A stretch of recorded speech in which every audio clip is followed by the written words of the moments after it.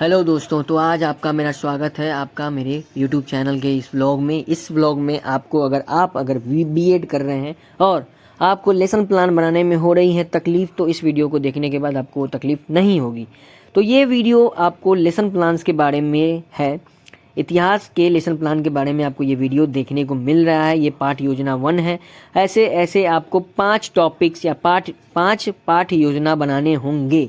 ये पहला पाठ योजना है जो कि मैंने बनाया है।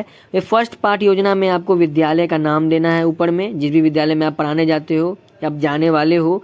उसके बाद दिनांक देना है जिस दिन जाओगे, विषय देना है, उप विषय देना है। ठीक है, विषय यानी कि एसएसटी हो गया। उप विषय में जो भी एसएसटी के अंदर जो विषय यानी कि मेरा हिस्ट्री है तो मैंने हिस्ट्री दिया है। आपको देना होगा जो भी आपका सब्जेक्ट होगा, जैसे जियोग्राफी पढ़ाने जा रहे हो तो जियोग्राफी देना होगा। जो भी आपका सब्जेक्ट होगा, विज्ञान हुआ तो उसमें केमिस्ट्री वगैरह देना होगा। सेकेंडली, आपको कक्षा देना है, किस क्लास में आप जा रहे हो पढ़ाने के लिए। अवधि जनरली 30 से 35 मिनट का होता है तो मैंने 35 मिनट दिया। प्रकरण यानी कि किस सब्जेक्ट के किस चैप्टर को पढ़ाने जा रहे हैं हम लोग। तो आज आदि मानव के बारे में पढ़ाने जा रहे हैं तो आदि मानव का चैप्टर का नाम दिया कि आदि मानव कैसे रहा करते थे, कौन से आदि मानव थे, मतलब वगैरह वगैरह चीज़ें उनके बारे में।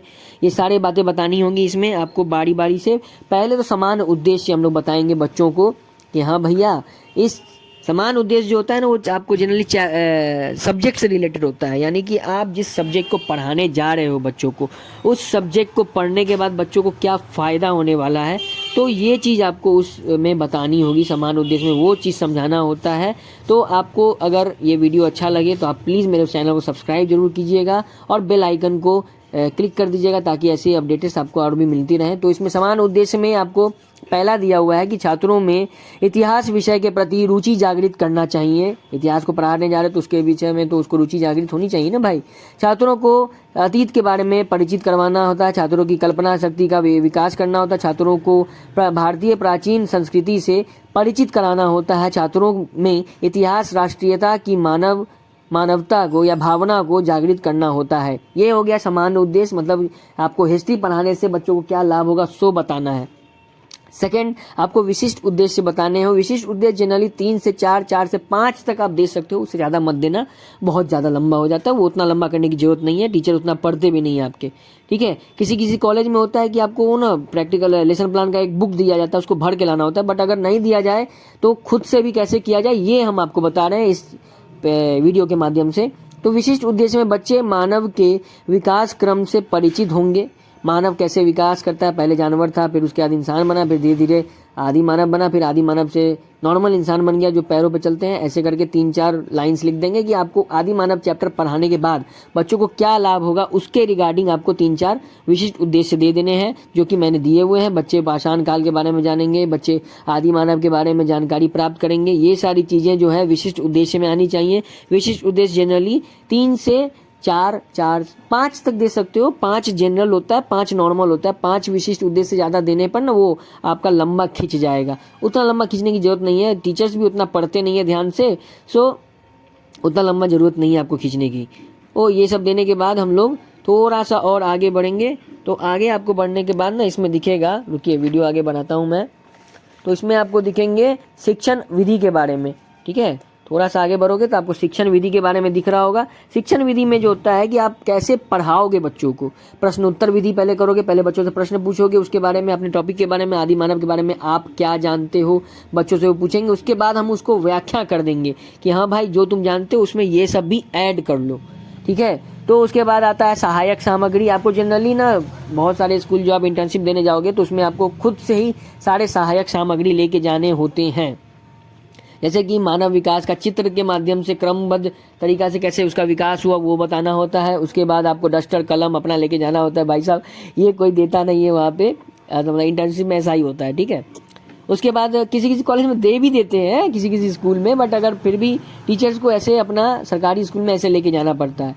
उसके बाद आता है पूर्व ज्ञान। अब बच्चे के अंदर पहले से क्या ज्ञान है उस टॉपिक के बारे में वो जानना होता है। वो आप लोग को उसके अंदर से कुरेदना पड़ेगा बच्चे के अंदर से। तो उसके बारे में हम लोग उससे पूछेंगे कि भाई साहब बच्चों, आप लोग मानव के अतीत के बारे में सामान्य जानकारी रखते हो या नहीं, क्या जानते हो आप उसके बारे में वो बताओ।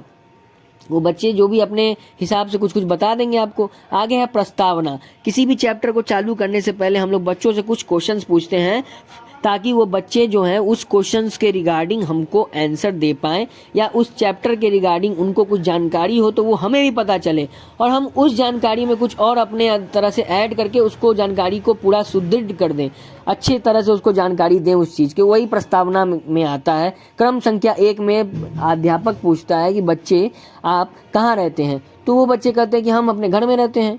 हिरन, भालू, शेर कहाँ रहते हैं, तो जंगल में रहते हैं।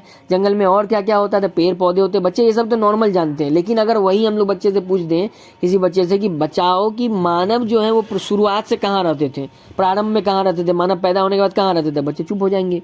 बिकॉज बहुत सारे बच्चों को ये पता ही नहीं होगा कि मानव प्रारंभ में कहाँ रहते थे, क्योंकि उस टाइम में तो घर था नहीं, घर नहीं था, झोपड़ी बनाने किसी को आता नहीं था, तो ये सब चुप हो जाएंगे। लेकिन उसके बाद हम लोग उसको उद्देश्य बताएंगे। ये प्रस्तावना पूछने का क्या उद्देश्य है कि बच्चे जो है वो आज हम आदि मानव के बारे में जानेंगे, ये प्रस्तावना का उद्देश्य होता है। ठीक है, तो उद्देश्य कथन यही था कि चैप्टर का कि हम लोग आज जो है आदि मानव के बारे में जानेंगे। उसी चीज़ को हम लोग बता दिए सारा कुछ करके। अब आगे बढ़ते हैं। तो आगे बढ़ने पर आपको शिक्षण बिंदुएं देनी होंगी, टॉपिक्स देने होंगे कि किन किन टॉपिक पे आपने आज कक्षा में पढ़ाया है। तो पहले हम लोग आदि मानव का अर्थ बच्चों से पूछ लेंगे।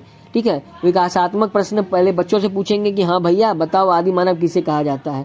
नहीं पता होगा बच्चों को, क्योंकि हम लोग पढ़ाए ही नहीं है। अगर कोई बच्चा ऐसा होगा जो पिछले चैप्टर में या पिछले सब्जेक्ट में या पिछले क्लास में पढ़ा हो, तो उसको कुछ ना कुछ पता होगा, वो बता देगा। अब किसी को नहीं पता तो सब चुप हो जाएंगे। उसके बाद हम लोग उसको स्पष्टीकरण करके बताएंगे कि हाँ भैया आदि मानव पहले के ज़माने के लोग हुआ करते थे। पहले प्राचीन इतिहास में या प्राचीन काल में ये हुआ करते थे। ये लोग कपड़ा वपड़ा नहीं पहनते थे, नंगे घुमा करते थे। ठीक है, कच्चा मांस खाते थे, कच्चे सब्जियां खाते थे। ठीक है, ये सब इधर उधर भटकते रहते थे। ये सारे चीज़ें बच्चे ध्यानपूर्वक सुन रहे हैं, उनको भी मज़ा आने लगेगा कि भैया बताओ पहले तो सब ऐसे ही वैसे कुछ भी खा लेते थे, कहीं भी घूम लेते थे, कोई भी दिक्कत नहीं था, पढ़ाई लिखाई करना नहीं रहता था। बच्चों को मज़ा आएगा इस चीज़ में सुनने में। उसके बाद हम लोग बच्चों के बारे में बच्चों से आदि मानव के बारे में पूछेंगे, तो वो बताएंगे कि हाँ सर आदि मानव जो थे ना वो बिना कपड़ों के घुमा करते थे, कच्चा मांस खाते थे, कच्ची सब्जियां खाते थे। अब आगे आता है सेकंड टॉपिक है आपका कि आदि मानव का परिवर्तन कैसे हुआ, आदि मानव कैसे परिवर्तित हो गए। तो बच्चों से पहले हम लोग क्वेश्चन पूछेंगे, भैया आदि मानव पहले कहाँ रहते थे, आदि मानव का मुख्य आहार क्या था, ये सब उनसे पूछेंगे। क्योंकि अगर उनको पता होगा तो बताएंगे, नहीं पता होगा तो हम लोग खुद बताएंगे। फिर स्पष्टीकरण देंगे कि हाँ भैया आदि मानव जो थे वो पहले जंगलों में रहते थे, या नहीं तो वो गुफाओं में रहते थे। ठीक है, धीरे धीरे उन लोगों ने क्या किया, परिवर्तन हुआ, उन लोगों में परिवर्तन आया, जिससे उन लोगों ने अपने घर को बनाना चालू किया, शारीरिक विकास हुआ, शारीरिक परिवर्तन हुआ। पहले चारों पैरों से चला करते थे, लेकिन धीरे धीरे उन लोगों ने 2 पैरों से चलना चालू किया, हाथों से सामानों को पकड़ना चालू किया। धीरे धीरे उस चीज़ों को पकड़ने के लिए हाथ का इस्तेमाल करने लगे थे। ऐसे करके अब आते हैं पाषाण काल के ऊपर। पाषाण काल क्या होते थे, पाषाण काल पूछेंगे बच्चों से। पत्थरों का प्रयोग किस काल में हुआ था, बच्चे मौन हो जाएंगे, क्योंकि ये तो सही बात है कि बिना पढ़ाई किसी बच्चे को समझ में आने वाले से रहा। तो बच्चों से पूछा जाएगा कि पत्थरों का प्रयोग किस काल में चालू हुआ था, तो बच्चे नहीं बता पाएंगे। तो हम लोग उनको स्पष्टीकरण रूप से बताएंगे कि पाषाण काल में पत्थरों का ही इस्तेमाल किया जाता था। जनरली पाषाण का मतलब पत्थर होता है, जिस वजह से पाषाण काल में पत्थरों का इस्तेमाल किया जाता था। और औजार भी पत्थर से ही बनाए जाते थे। बहुत सारे जंगली जानवरों का शिकार भी वो लोग पत्थर के बनाए हुए औजारों से करते थे। इसीलिए इस काल को पाषाण काल कहा जाता है। पाषाण काल जनरली 3 भाग में बांटे गए हुए हैं, जो कि आगे आपको देखने को मिलेंगे। पाषाण काल जनरली 3 भागों में बांटे गए हैं। अब देखिए बच्चों से ये सब पूछने के बाद ना बोधात्मक प्रश्न उनसे पूछेंगे हम लोग। पाषाण युग क्यों कहा जाता है, ठीक है, पाषाण को पाषाण युग क्यों कहा जाता है। तो हमें पता है कि पाषाण को पत्थर कहते हैं, इसलिए उन्हें पाषाण युग कहा जाता है। ठीक है, ये बातें हम लोग उन बच्चों को बताएंगे। बच्चे जो भी पढ़ लिए होंगे तो बच्चे बता ही देंगे आपको। तो उसके बाद आता है पाषाण काल के भाग कितने भाग में होते हैं, तो 3 भाग में होते हैं। पूरा पाषाण काल, मध्य पाषाण काल और उत्तर पाषाण काल या नव पाषाण काल। तो वैसे ही ये तीनों कालों को हम लोगों ने व्याख्या कर दिया हुआ है यहाँ पर। आप जनरली सारे बच्चों से पूछते हैं। उसके बाद लास्ट में ये पुनरावृत्ति का क्वेश्चन पूछेंगे कि मतलब अभी तक आप जो बच्चों को पढ़ाए हैं ना, उनमें बच्चों को कितना याद हुआ है, ये पूछने के लिए हम लोग ये 4-5 क्वेश्चन हम लोग उनसे पूछ सकते हैं। अपने टॉपिक के रिलेटेड क्वेश्चन बना के आप उसमें रख के पूछ सकते हैं उनसे कि हाँ सर, हाँ बच्चों क्या क्या आप लोगों ने समझा ये बता दीजिए, और वो बच्चे आंसर बताएंगे। ये जनरली आपका हुआ एक चैप्टर का लेसन प्लान। तो ऐसे ही आप लोग और भी लेसन प्लान बना सकते हैं।